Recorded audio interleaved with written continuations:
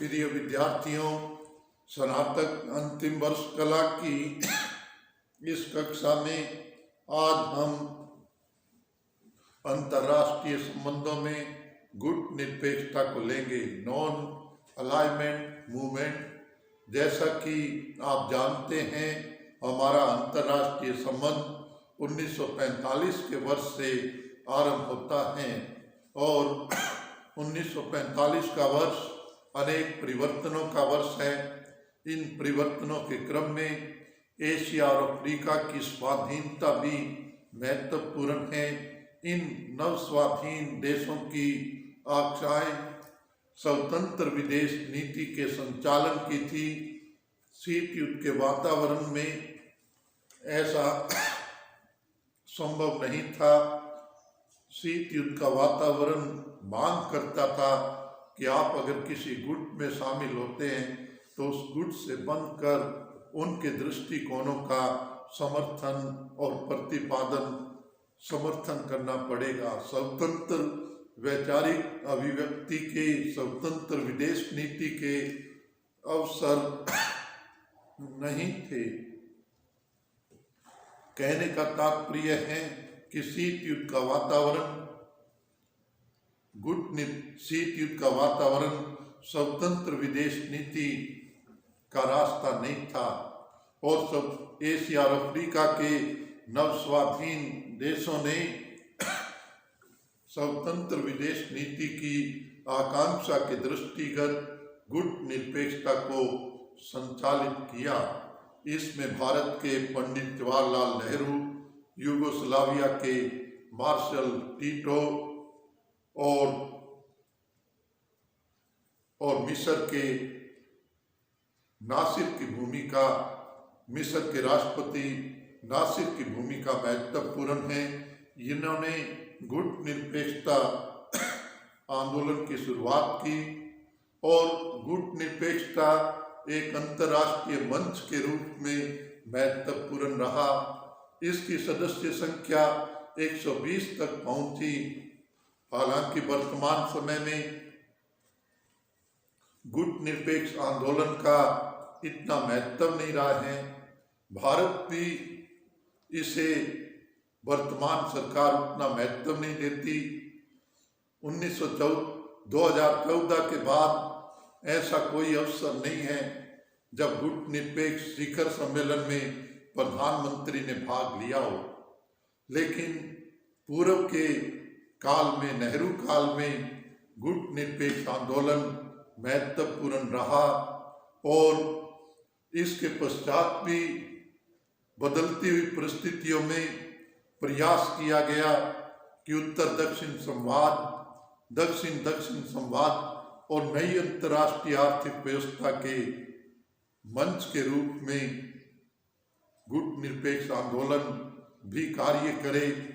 नरसिम्हा राव प्रधानमंत्री काल में इस दृष्टि से प्रयास उल्लेखनीय थे। तो इसके उद्घाटनकर्ता नेहरू थे। नेहरू की प्रमुख भूमिका थी और जब अंतर्राष्ट्रीय कानून की बात आती है तो एक शब्द तटस्थता, न्यूट्रलिटी है, लेकिन गुट निरपेक्षता इससे अलग है। नेहरू का कथन था कि जहां शांति को खतरा हो, न्याय को चुनौती दी जाती हो, वहां न हम चुप रहेंगे न हम चुप रह सकते। तो ये सक्रियता गुट निरपेक्षता आंदोलन की विशेषता है। उचित पक्ष का समर्थन, अनुचित पक्ष का विरोध, इस प्रकार तटस्थ रहते हुए सक्रिय भूमिका गुट निरपेक्ष आंदोलन की पहचान है। जबकि तटस्थता में स्विट्जरलैंड स्थायी तटस्थता की नीति का पालन करता आया। आपने सेकेंड ईयर में स्विट्जरलैंड का संविधान भी पढ़ा, शासन प्रणाली का भी देखा, जो प्रत्यक्ष प्रजातंत्र का प्रतीक है। अंतर्राष्ट्रीय संबंधों में स्विट्जरलैंड स्थायी तटस्थता की नीति के लिए विख्यात है। तटस्थता की नीति अंतर्राष्ट्रीय कानून का एक भाग है। जब मान लो दो पड़ोसी देश युद्ध करते हो तो तीसरा देश तटस्थ देश की नीति की घोषणा कर सकता है। तो तटस्थ देश के कुछ अधिकार और कर्तव्य होते हैं अंतर्राष्ट्रीय कानून के अनुसार, लेकिन ये एक युद्धकालीन स्थिति है, युद्ध के समय अपनाई जाती है। लेकिन स्विट्जरलैंड का ये इतिहास रहा है कि वो स्थायी तटस्थता की नीति न केवल अपनाता है बल्कि अंतर्राष्ट्रीय जगत भी उसकी इस नीति को मान्यता देता है। और इस कारण से बहुत से विवादों की, अंतर्राष्ट्रीय विवादों की बैठक के लिए स्थान भी जनेवा चुना जाता है। स्विट्जरलैंड का इसलिए चुना जाता है कि वो एक तटस्थ देश का स्थान है। लेकिन तटस्थता एक निष्क्रियता की नीति है, अंतर्राष्ट्रीय विवादों से दूर रहने की नीति है, जबकि गुटनिरपेक्षता एक सक्रियता की नीति है, अन्याय का विरोध और उचित का समर्थन, गुटों से अलग रहते हुए स्वतंत्र विदेश नीति का संचालन। तो मैं एक बार फिर कहना चाहता हूँ कि नेहरू की जो विदेश नीति थी, भारतीय विदेश नीति, वो आदर्शवादिता की विदेश नीति थी और उन्हें अंतर्राष्ट्रीय शांति दूत भी माना गया। इसमें एक गुटनिरपेक्षता प्रमुख है। नेहरू के मन में भारत के पिछड़ेपन के प्रति एक असंतोष था। वे विकास की तीव्र आकांक्षा रखते थे, न केवल भारत के विकास की आकांक्षा रखते थे बल्कि वे संपूर्ण एशिया के पिछड़ेपन, अफ्रीका के पिछड़ेपन से भी चिंतित थे। उनके विकास की धारा को तेजी से आगे ले जाना चाहते थे और नेहरू ने जहां भारत की, आधुनिक भारत की प्रगति की नींव रखी, औद्योगिकीकरण की, भारत के अंतरिक्ष कार्यक्रम की, बड़ी सिंचाई परियोजनाओं की, तो केवल ये तो भारत के अंदर के उनके राष्ट्रीय विकास के प्रयास थे, लेकिन मन में एक संकल्प था कि एशिया और अफ्रीका प्रगति के रास्ते पर आगे बढ़े।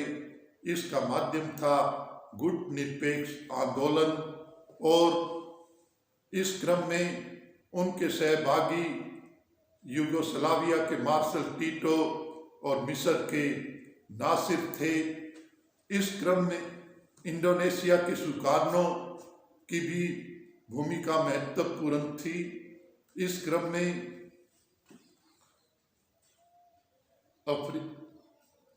अफ्रीकी एशियाई देशों का सम्मेलन 1955 में बांडुंग में आयोजित किया गया, लेकिन आगे चलकर इस बांडुंग सम्मेलन से गुटनिरपेक्षता की तरफ बढ़ते हैं और गुटनिरपेक्षता में प्रथम सम्मेलन 1961 का बेलग्रेड शिखर सम्मेलन है। इस सम्मेलन से गुटनिरपेक्ष देशों के 5 आधारभूत सिद्धांतों की भी रचना की गई। तो इस प्रकार गुटनिरपेक्ष आंदोलन भारतीय विदेश नीति का और अंतर्राष्ट्रीय संबंधों का एक महत्वपूर्ण अध्याय है। आप इसे समझने का प्रयास करें। इसे हम आगामी क्लास में लेंगे। धन्यवाद।